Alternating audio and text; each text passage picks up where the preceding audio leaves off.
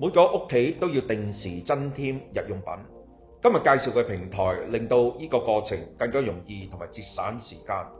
大家好，我係香港理工大學嘅 Michael。今日介紹嘅平台係 Hong Kong TV Mall。呢個平台係一個創新性嘅數碼市場平台，佢連接住幾千間公司同埋數百萬精通數碼嘅消費者，為香港開創一個新嘅購物時代。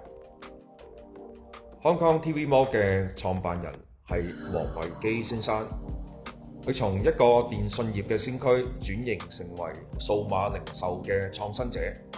呢個歷程亦都係一個策略性轉型嘅例子。喺1992年，佢創立咗城市電訊，顛覆咗香港嘅電訊市場，為香港嘅消費者提供更加便宜嘅服務。2012年，佢擴展到電視廣播業務，挑戰行業嘅規範，為香港嘅觀眾提供更加高質素嘅節目。喺2014年，佢推出 Hong Kong TV Mall， 進軍電子商務領域。由2015年到今日，佢將 Hong Kong TV Mall 發展成為香港一個領先嘅零售生態系統。Hong Kong TV Mall 係一個整合電子商務同埋零售嘅生態系統，主要由3個部分組成。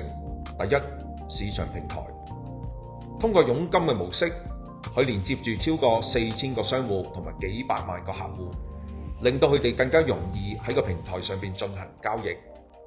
第二，物流網絡，平台管理住配送嘅車隊同埋人員，實現香港各地嘅高效配送，令到顧客可以喺好短嘅時間收到佢哋購買嘅商品。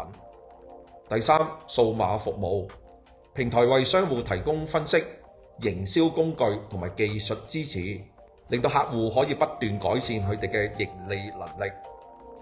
呢個整合嘅模式令到 Hong Kong TV Mall 喺香港零售市場入邊創造一個好獨特嘅競爭優勢。Hong Kong TV Mall 嘅商業模式其實建立喺多元化嘅收入上邊。呢個模式可以推動平台可持續嘅增長。平台最重要嘅收入係銷售佣金，佔佢哋收入嘅80%。另外，為咗建立客戶嘅忠誠度，平台亦都提供高級 VIP 會員計劃。只要顧客付出會費，平台就會提供5至15% 嘅折扣、優先配送同埋專屬嘅 VIP 支援。另外，平台亦都通過策略性嘅廣告方案產生收入。平台掌握嘅數據可以為企業制定一啲針對性嘅廣告活動，將品牌同埋160萬個活躍用戶連接埋一齊。香港 TV Mall 透過強大嘅網絡效應，建立咗電子商務生態系統。平台吸引咗超過4000間商戶，提供超過6萬種產品，為客戶帶嚟具競爭力嘅價格同埋選擇。呢一種豐富嘅選擇吸引咗超過150萬個活躍用戶，每一日可以進行超過2萬宗交易。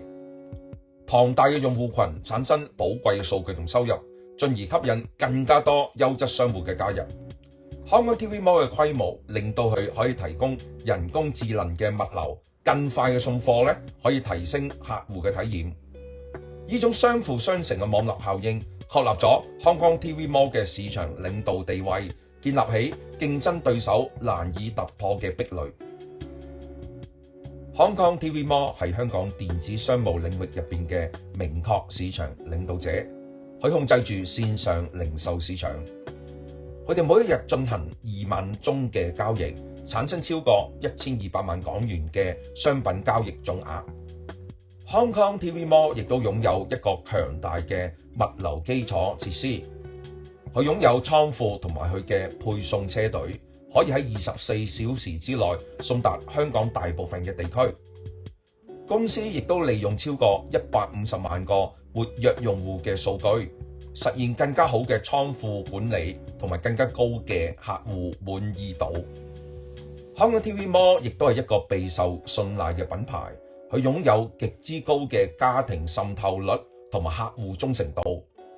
呢一種市場嘅主導地位，令到 Hong Kong TV Mall 能夠喺保持具有競爭力嘅價格同埋卓越服務品質嘅同時，制定行業標準。